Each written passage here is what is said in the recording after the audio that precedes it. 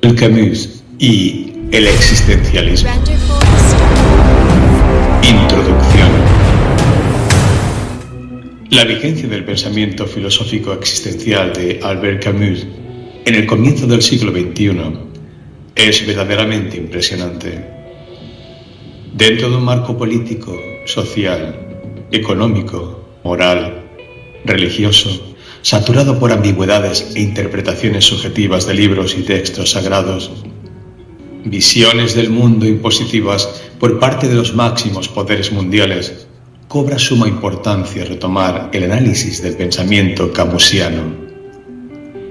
Los tratados de paz, a los que tanto les dio importancia Camus, los tratados y convenios económicos tecnológicos, la temática sobre los valores humanos, ya sean personales o sociales, los efectos de la denominada globalización, la educación y la cultura del ciudadano del futuro, sus medios y fines, la moral y la política como instrumentos de poder social sobre los pueblos, son algunos de los temas actuales controversiales y que de una manera u otra son discutidos y analizados por Camus a lo largo de toda su obra.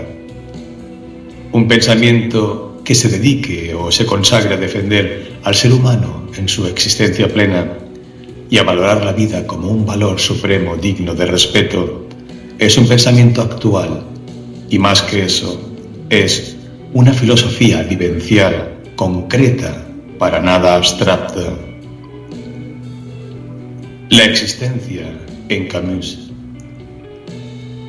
Una de las ideas fundamentales de la filosofía existencial es que el hombre, ante todo, es existencia y que ésta se da en la determinación y en la realización del ser como proyecto existencial. Camus, identificado en algunas partes con esta manera de pensar, no concibe un paraíso divino después de la muerte como justificación al dolor y a la miseria en esta tierra. No es posible un Dios que acepte y permita la destrucción y el dolor humano. El hombre está solo en este mundo y construye su existencia con base en su libertad. En cuanto a si Camus es o no existencialista, lo iremos analizando poco a poco, retomando mucho de lo que nos legó en sus obras y, por supuesto, analizando sus ideas filosóficas en relación con el movimiento existencialista, que tuvo su mayor auge al acercarse a la mitad del presente siglo. Son muchas las partes de su temática en las que plasma su pensamiento, una obra bastante extensa y variada, rica en mensajes, conflictos, angustias, sin faltar esa lucidez y honestidad que lo caracterizó. En medio de una serie de convulsiones sociales y políticas, empieza a desarrollar su intelecto y su interés por la filosofía, aunque al igual que otros pensadores, no le gustaba que lo llamaran filósofo. Uno de sus rasgos más característicos era su pasión por el periodismo crítico, dentro del cual mantiene con firmeza una posición honesta y profunda en pro de la vida humana. Algunos consideran a Camus como un hombre trágico, quizá por las obras escritas en sus primeros años de literato, una etapa difícil en que tuvo que definirse políticamente ante un momento en que la angustia hacía su aparición y la convulsión social se desbordaba en las calles. Una etapa en donde tiene que aceptar situaciones escabrosas y existir con ese pesado fardo que a veces se torna la existencia, cuando el absurdo y la desesperación asoman sus filosas garras. Para poder definir a Camus es necesario conocer toda su obra y el momento histórico en el cual se desenvolvió. A veces podemos pensar en descripciones acomodaticias acerca de su personalidad y su obra literaria, tal vez por no profundizar en su evolución filosófica. Albert Camus nació en Argelia, colonia francesa, el 7 de noviembre de 1913. Su padre era de origen francés y su madre era de ascendencia española.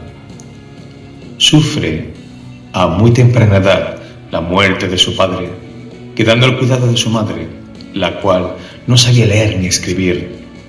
Trabajaba como mujer de limpieza para ganar el sustento de la familia. Podría decirse que esta situación económica pudo ser un obstáculo para la formación de Camus, pero la gratuidad de la escuela francesa le permitió desarrollar sus capacidades.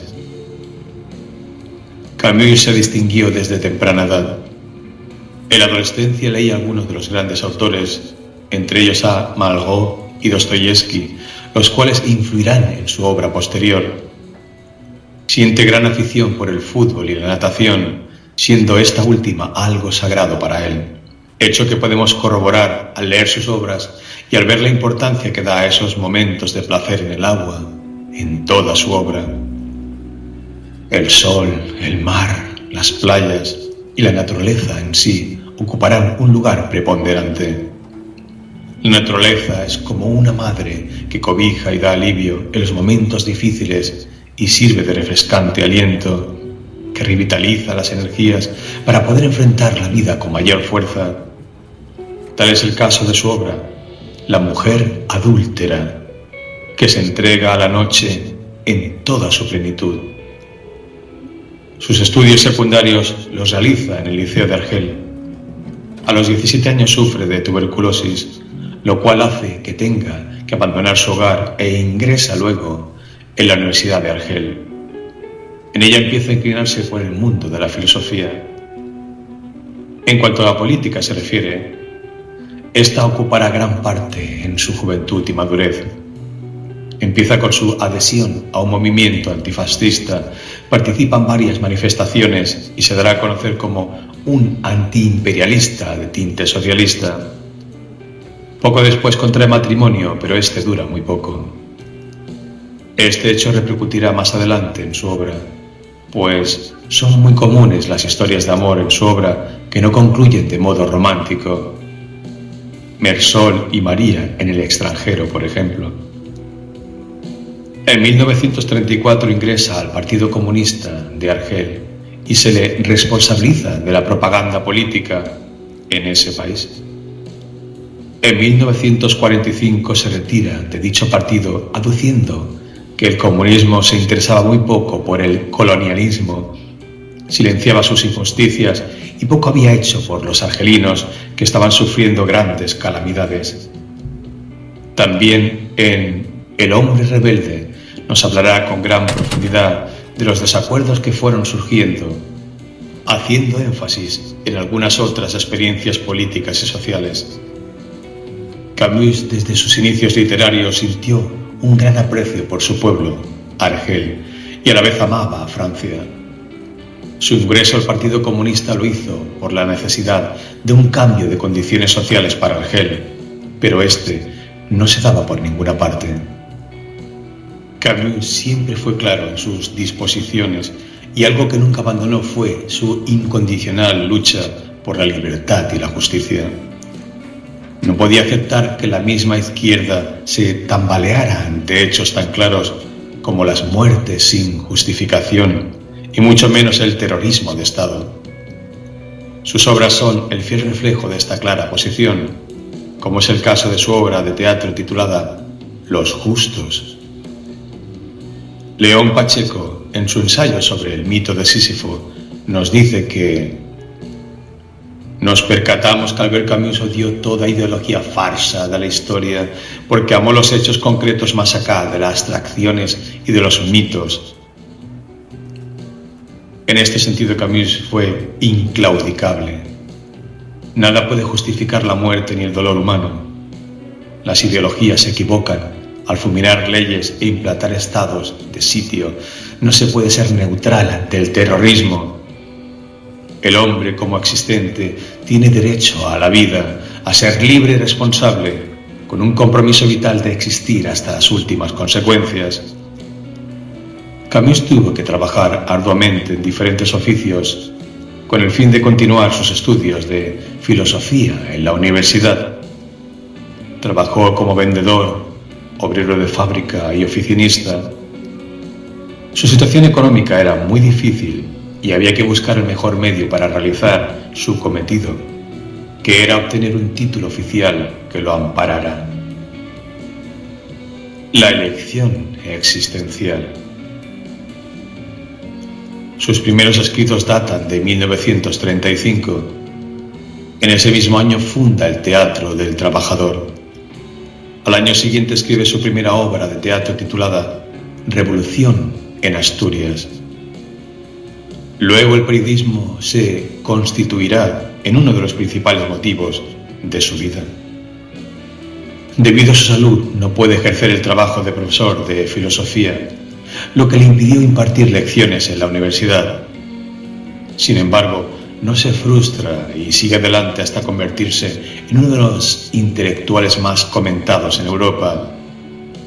Cabe destacar también que por su labor artística se convierte en uno de los principales críticos de la época y también debido a su posición libertaria, equidad en el trato humano y uniéndose a las luchas políticas de Argelia por una mayor justicia en la condición social de sus habitantes, atacó con vehemencia los campos de concentración y el racismo.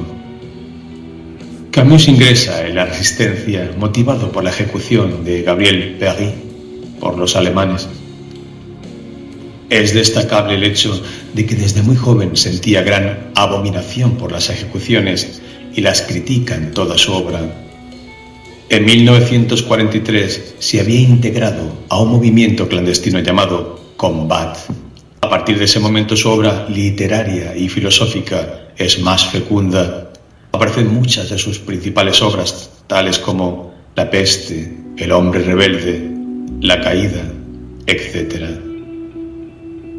Al aparecer el ensayo El hombre rebelde, trae consigo el rompimiento con Sartre, del cual había sido amigo íntimo.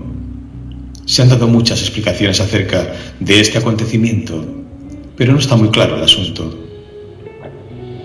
Sin embargo, la mayoría de críticos concuerdan con que el rompimiento o desacuerdo entre estos dos grandes filósofos fue de carácter moral e ideológico, pues Camus no justificaba la violencia en la revolución.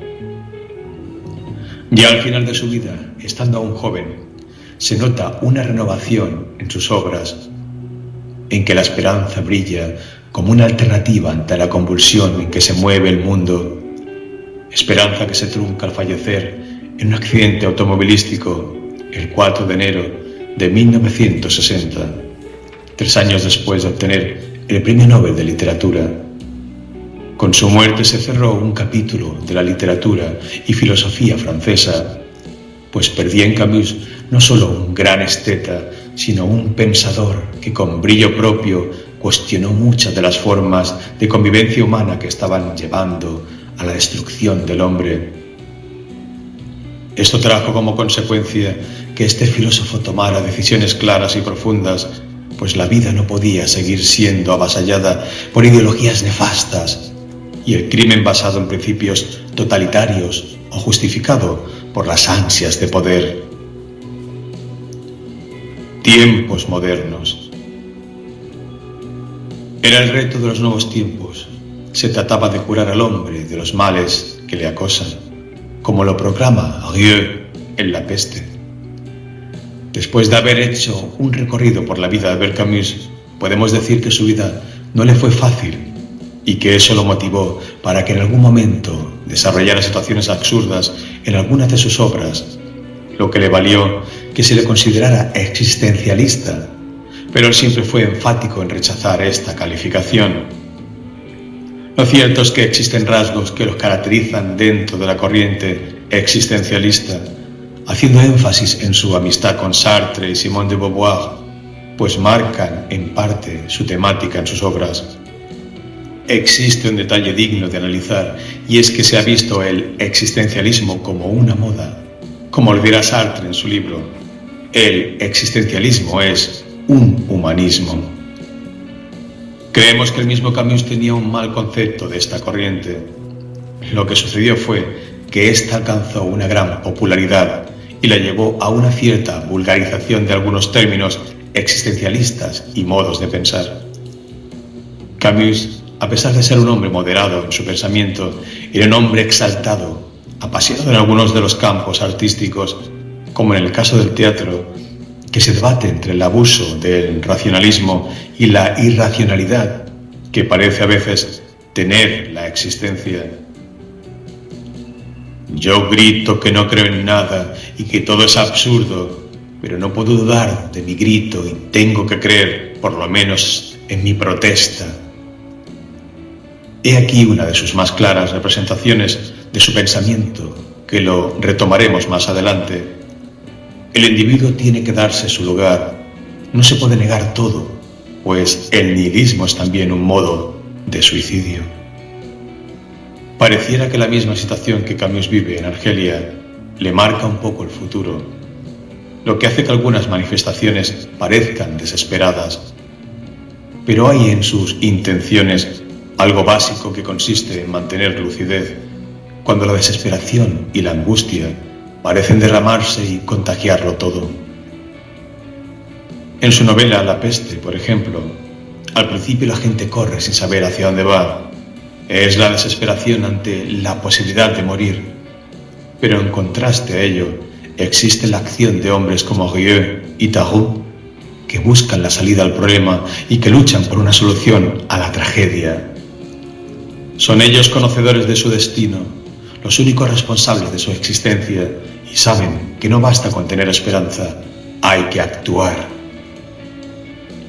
Sí, tengo un corazón, me sirve para aguantar 20 horas por día durante las que se ven morir hombres hechos para vivir. Nos sirve para recomenzar cada jornada. Por lo demás, un corazón no basta para eso. Los hombres no pueden prescindir de los hombres.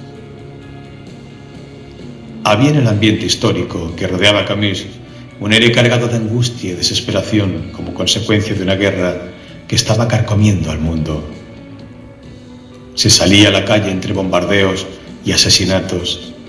La muerte parecía ser ama y señora. La vida se sacrificaba bajo cualquier pretexto.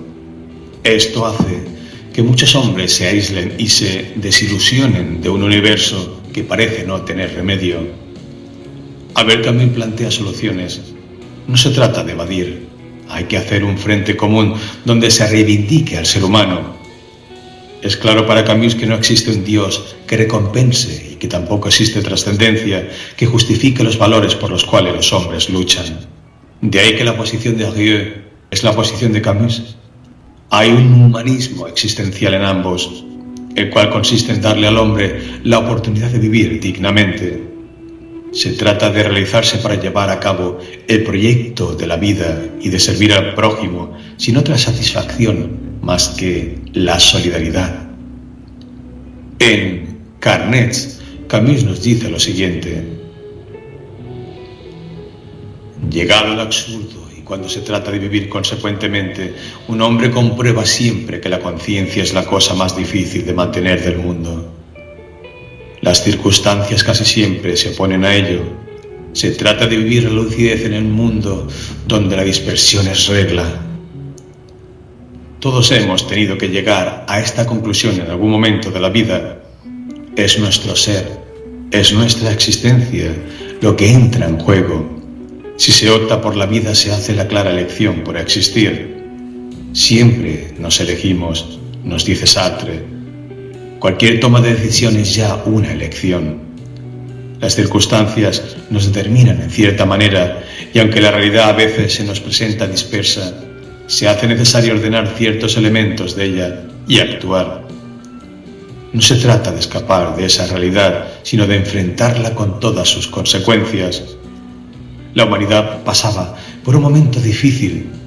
2 guerras mundiales ensombrecían el ambiente. Solo una mente muy lúcida podría adaptarse en parte a ese mundo, y Camus lo asume como un reto de la existencia. Hay una honradez desesperada en él. Cualquier hombre puede sentir esa angustia de verse atrapado por el absurdo. Pero ante un hecho concreto, ante el sufrimiento de un niño, no se pueden buscar justificaciones ni optar por decir: no es conmigo el asunto. El papel principal de la elección existencial consiste en permitir al hombre el pasaje a la existencia, donde se concreta el proyecto de existir, a cabalidad. El absurdo puede surgir en cualquier momento, pero esto es solo una parte de un todo que es la vida humana. Hay días tristes y días de alegría. Quizá la felicidad en sí no exista, pero hay instantes en que se puede disfrutar. En la obra de Camus a veces aparecen personajes que se divierten y en algunas ocasiones parecen ser irónicos, pero en realidad son una manera de aliviar el cansancio diario. Camus no encontró justificación a las injusticias cometidas por los regímenes totalitarios en su época. Habrá que buscar soluciones y una de ellas era el compromiso social y político de cada individuo ante los gobiernos de opresión. En cuanto a la literatura se refiere, no era hacer simplemente un cierto tipo de literatura o una literatura al servicio de una determinada ideología. Se trataba más bien de hacer una literatura social, en donde el compromiso interno del individuo con la sociedad es lo fundamental. Tengo que saberme dueño de mis actos y por lo tanto asumir las consecuencias que de ellos se deriven. Si yo soy libre, soy el garante de esa libertad. Ignacio Lev, en su libro La existencia auténtica, nos dice que mientras el hombre no contraiga un compromiso que ligue irrevocablemente todo su ser con todas sus situaciones pasadas y presentes y futuras, permanecerá inevitablemente en la condición infraexistencial, en estado de depresión y pasividad. En el caso de Camus, las palabras de Lev se hacen ciertas. Su lucha política, su discurso moral, sus esfuerzos en favor de la humanidad lo hacen un hombre íntegro. Camus no solo compromete sus palabras, sino su propio ser. Consciente de que está inmerso dentro de una sociedad, no como un objeto de esta, sino como un sujeto. En toda la obra de Camus se revela la preocupación por la realización personal. Tarot, en La peste, se pregunta: ¿cómo se puede ser santo aún sin creer en Dios? Rie lucha por sanar esa humanidad contaminada por la peste. Todos los problemas modernos están aquí presentes, entre el silencio del mundo y el grito desesperado de los oprimidos. Nos falta definir un poco más la relación entre Camus y el existencialismo. Camus y el existencialismo. Albert Camus nunca quiso aceptar que los críticos lo ubicasen dentro del existencialismo. Más bien tenía un mal concepto acerca de esta corriente filosófica. Sin embargo, el existencialismo no es una corriente homogénea. Existe un gran trecho entre un pensador y otro. Los hay más moderados como Karl Jaspers y más extremos como Jean-Paul Sartre. Lo que sucedía era que, a mediados del siglo XX, a todo aquel que utilizara cierto lenguaje o manejara algunas ideas existenciales se le consideraba existencialista. El mismo hecho de poseer un tipo de ateísmo permitió que se identificara a muchas personas con esa corriente filosófica, aunque en el fondo nada había en común. Por ejemplo, Charles Moeller nos dice lo siguiente: ignoro cómo se ha podido embarcar a Camus en la galería del existencialismo. El barullo de los primeros años de la posguerra influyó indudablemente en ello. Por entonces, basta escribir las palabras absurdo, sin sentido, para ser encuadrado en la tropa heteróclita mandada por el patriarca del Café de Flore. Podemos decir que Camus realmente no fue existencialista. El hecho de que empleara conceptos afines al existencialismo no significa que se adhiera a esta corriente filosófica. Bien sabemos en nuestros días que el devenir humano es dialéctico. Nuestra vida es una eterna contradicción. Existimos entre luchas y peripecias. Es ahí donde el ser tiene que enfrentarse a cada instante a circunstancias distintas que ponen obstáculos a la realización personal. Ignacio Lev, cuando hace referencia al ser, nos comenta que el hombre no puede desatenderse de las luchas, combates, sufrimientos y aspiraciones de la humanidad. aunque el camino o el proyecto de la vida de cada individuo se le presente lleno de incertidumbre. Por tal motivo tiene razón Sartre al decir que elegimos siempre y que somos los únicos responsables de nuestra existencia. Ante el hecho de enfrentarnos a nuestra propia imagen, no podemos cruzarnos de brazos. Tenemos que optar por una decisión responsable. Camus se encuentra inmerso dentro del panorama anteriormente descrito. No trata simplemente de analizar el absurdo y el sinsentido de la vida, sino más bien de superarlos. La conclusión última del razonamiento absurdo es, en efecto, el rechazo del suicidio y el mantenimiento de esa confrontación desesperada entre la interrogación humana y el silencio del mundo.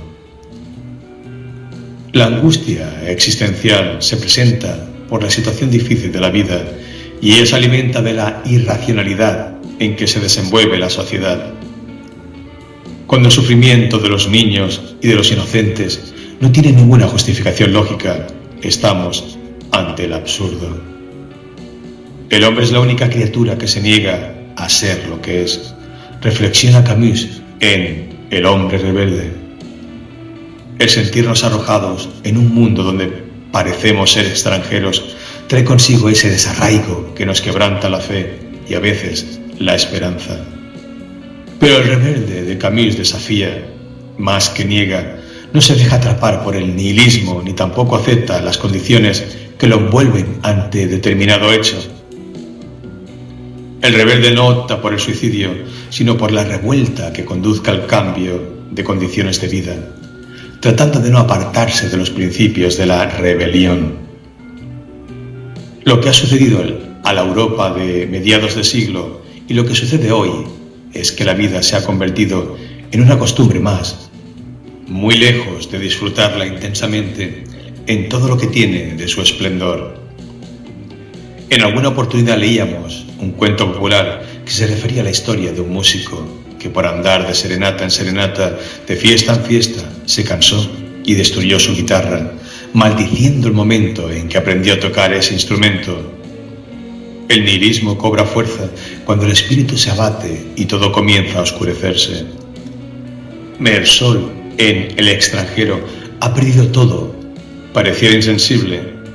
Casarse o no casarse, morir o no morir, ocupa el mismo lugar en su existencia.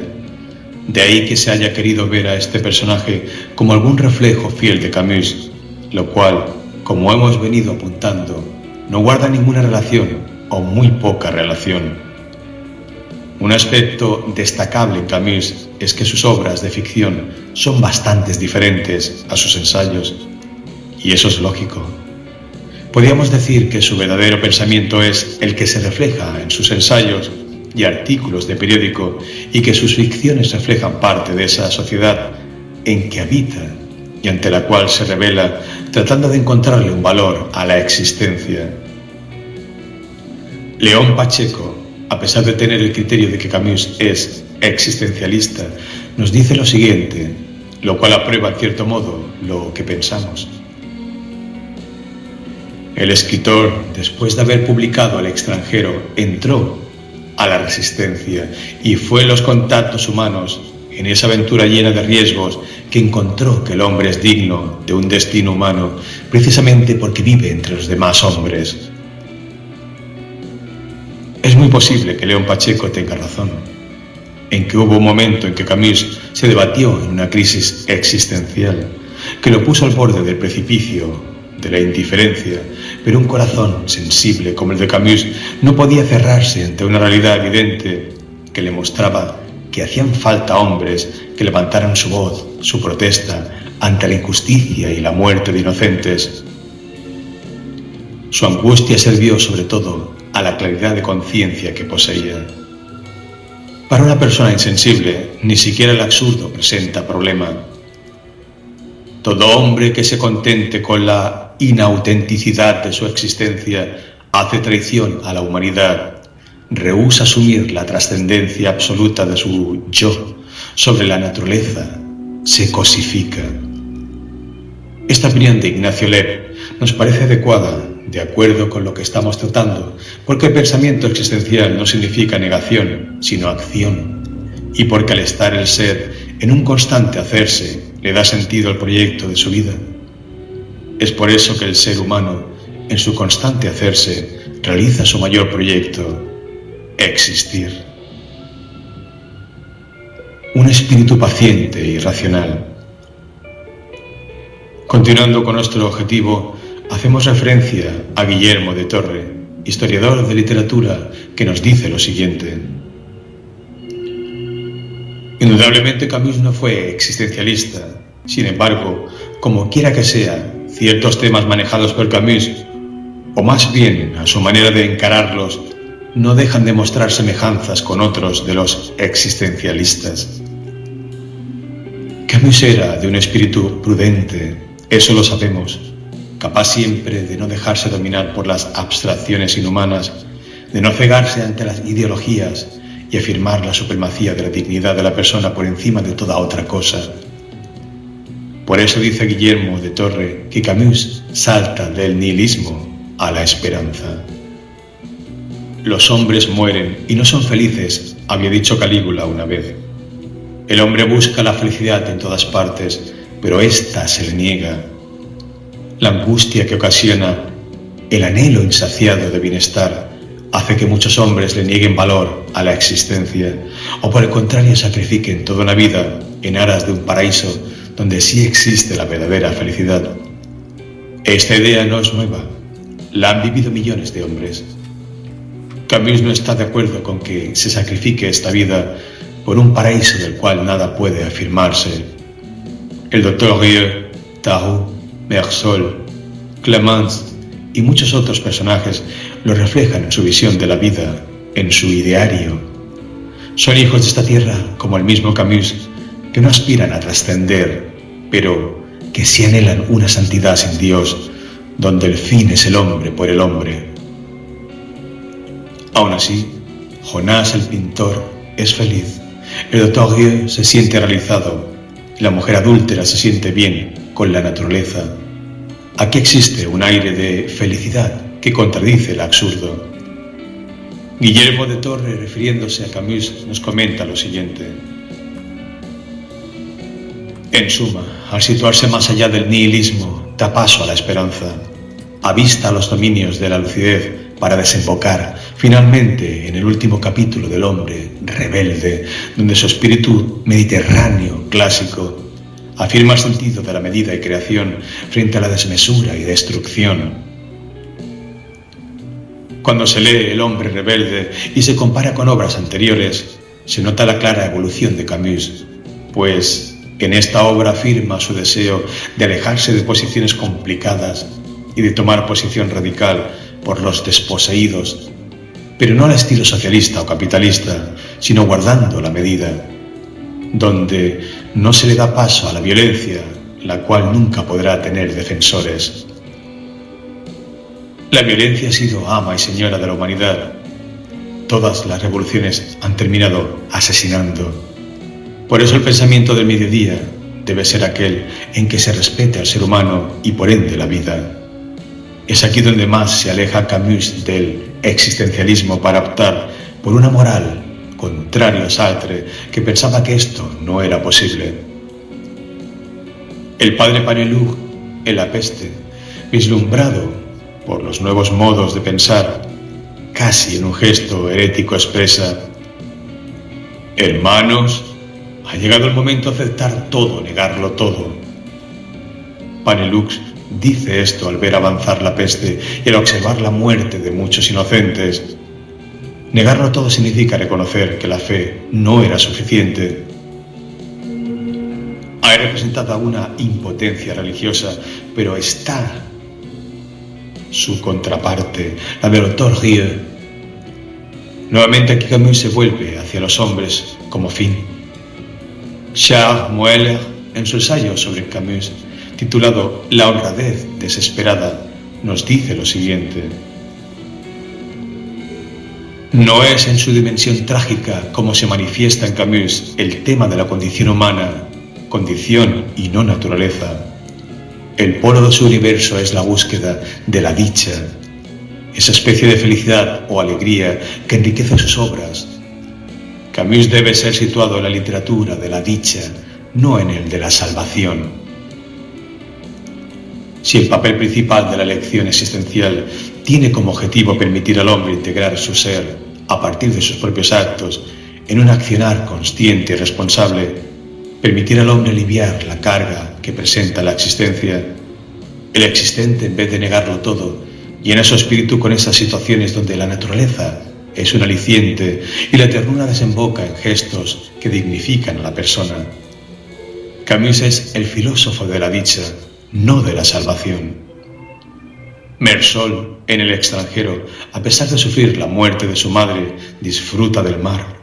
No es que no sienta la muerte de su madre, sino que sabe que nada remedia con llorar o desesperarse. Si la condición del ser es la de estar en un mundo que a veces nos doblega, el objetivo del hombre entonces será buscar esos instantes que lo recompensan. Camus amaba la naturaleza y todos los personajes de sus obras disfrutan de ella, pero la dicha no es solo una satisfacción física, sino un estado anímico donde el hombre se siente realizado. Clamence, en La caída, después de hacer un acto de contrición, siente una dicha, y esa se refiere al hecho de haber adquirido conciencia de lo que ha sido su vida. Camus sabía que el hombre no podía hacerlo todo, que muchas cosas ni siquiera están en sus manos, pero que esto no era motivo para no luchar. León Pacheco, refiriéndose al ensayo El hombre rebelde y comentando la forma de discurso que utiliza Camus en dicho libro, nos dice que si Camus, por lo menos, en este alegato abandona el círculo vicioso de sus concepciones existenciales, razón y no razón, absurdo y esperanza, nada y ser, es para hacerle frente al problema humano de por qué, en menos de 50 años, se han asesinado más de 70 millones de seres para justificar ideologías crueles, aduciendo siempre el principio de que el hombre es libre. Aunque León Pacheco razona bien, lo que hay que aclarar es que Camus no simplemente abandona el lenguaje existencial, sino que hay toda una nueva disposición. Camus ha adquirido conciencia de la situación del hombre en el mundo y como tal la enfrenta. Como gran escrutador del alma humana, trata no solo de analizar el problema social, sino individual, y también profundiza el porqué de muchas actitudes. Conclusiones.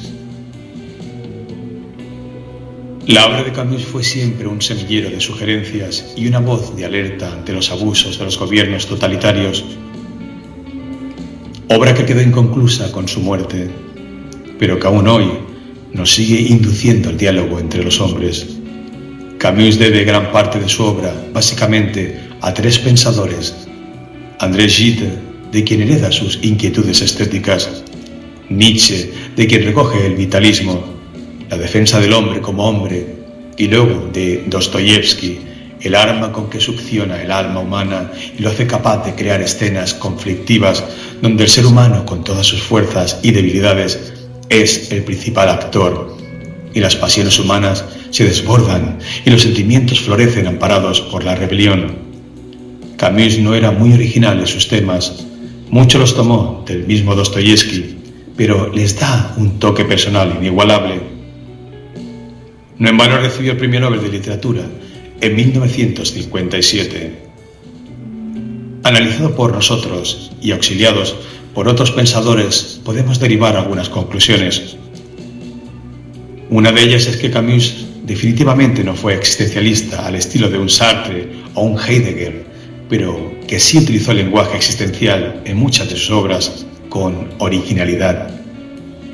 Otra conclusión, y que no es solo nuestra, es que no se puede generalizar que el existencialismo es un movimiento negativo, ni tampoco se puede juzgar a Camus solo por algunas obras, como es el caso de El extranjero o Calígula, ya que su pensamiento es una clara evolución que lo hace cambiar de temática y presentarse como un defensor de los derechos humanos y de la justicia.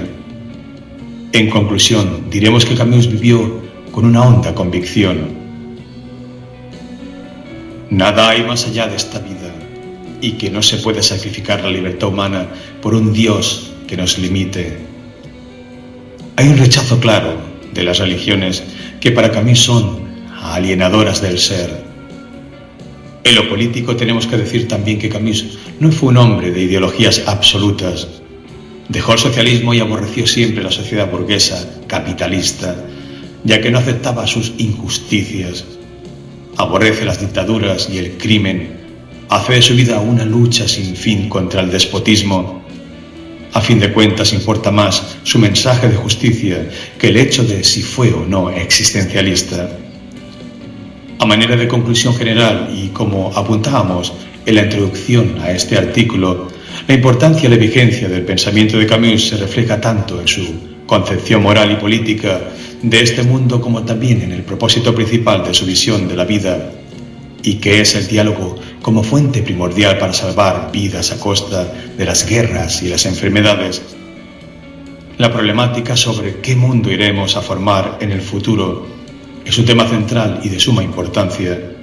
Por ello, la importancia del estudio de las ideas existenciales de Albert Camus estriba en la escogencia que el hombre determine en su propia existencia para su proyecto de vida. Y en cuanto a los pueblos, serán dos alternativas. La primera será una alternativa de sujeción y explotación, o la otra como la formulación de un proyecto político común. Por supuesto, Camus abogará por la posibilidad de crear nuevos espacios de identificación y de participación en todos los niveles de la vida social, y por lo pronto ese será el legado que nos dejará el autor de El extranjero.